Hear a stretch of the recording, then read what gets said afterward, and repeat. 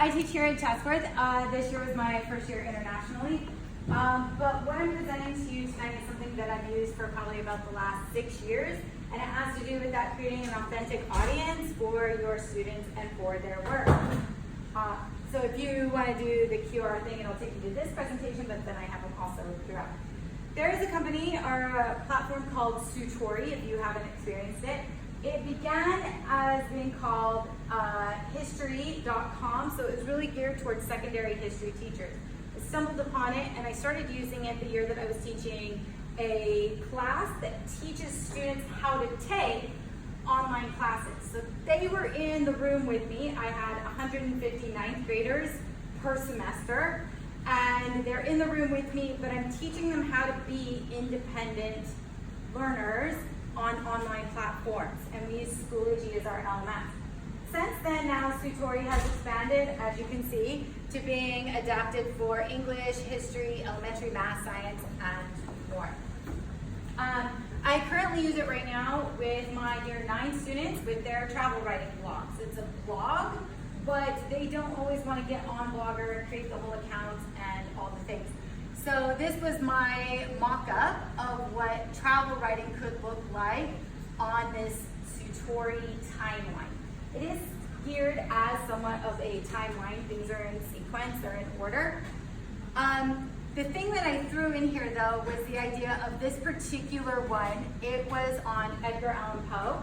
The students that I had that year, we were doing innovator projects. So they had to research an innovator. They had to include things about that person's life in chronological order. What they did, what they tried, what they failed at, things about them. And one of my students did Edgar Allan Poe as the innovator of the modern horror story and detective story. And when she created this Sutori, shared it with me, she chose to share it publicly. Sutori featured it as one of their editor's picks. So it was a student-created assignment, and the fact that they chose that kind of had my buy-in then with this platform of they actually look at what's being put out there. And this student was super excited that her work was featured.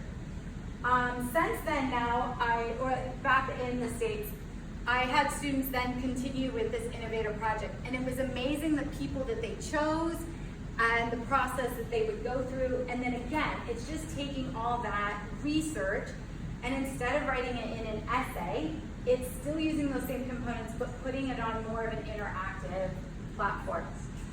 One of the things that now Sutoris have evolved to, and I would say 6 years since I first stumbled upon them, you can click on their editor picks. This is like where my students was featured, and you can click through just really random things. Here's emojis, history of animal lovers. Some are good, some not so much, but click on there, check it out, look through it.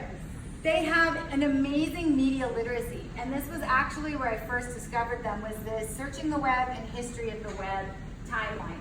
It was really great information. It was chunked, so students weren't overwhelmed by these entire slides of text. It is very image heavy and helped them. And then now you can see, if you were to get on here, there's units. So activities, graphic organizers, age of exploration. It's really branched out now to other topics. Resources that Sutori offers. If you go to their YouTube page, they have a ton of videos. I would like to highlight the Sutori for English teachers, featuring the Edgar Allan Poe timeline. I think it's one of the better ones.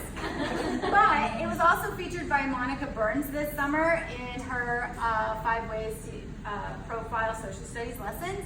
And then this Two Teachers podcast also featured Sutori as being one of those authentic audiences for student work. I appreciate them for the integration. When students are creating their timelines, they push on the plus sign, and these are their options for what to put in there. And when they click on video, it's links to YouTube, or you can upload.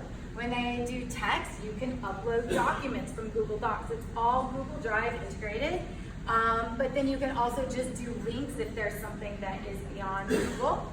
Multiple choice quizzes, and I totally make them use these because then they have to choose what the most important information was. One of the last students that I had last year, I felt used all of those situations effectively. There's a video, there were images, she had quizzes embedded. It was really great. These are what they integrate with right now. So if you're a Schoology school, which is what I was coming from the States, Google Classroom, all of those, it works really, really well with all of those.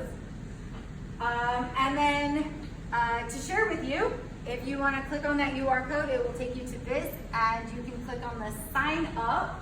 And I'm totally doing that selfishly. And you don't have to use mine, but you should at least coordinate with each other, because I appreciate that Sutori is one of those companies that says, share us, and we'll give you additional months of our premium platform. So even if you don't use mine, and you totally don't have to, get on there, share with your teachers, share with other people in your building, build up your free use ultimate platform, because it really is amazing what they can do. And then the last one is just a YouTube video of what their student-centered learning is.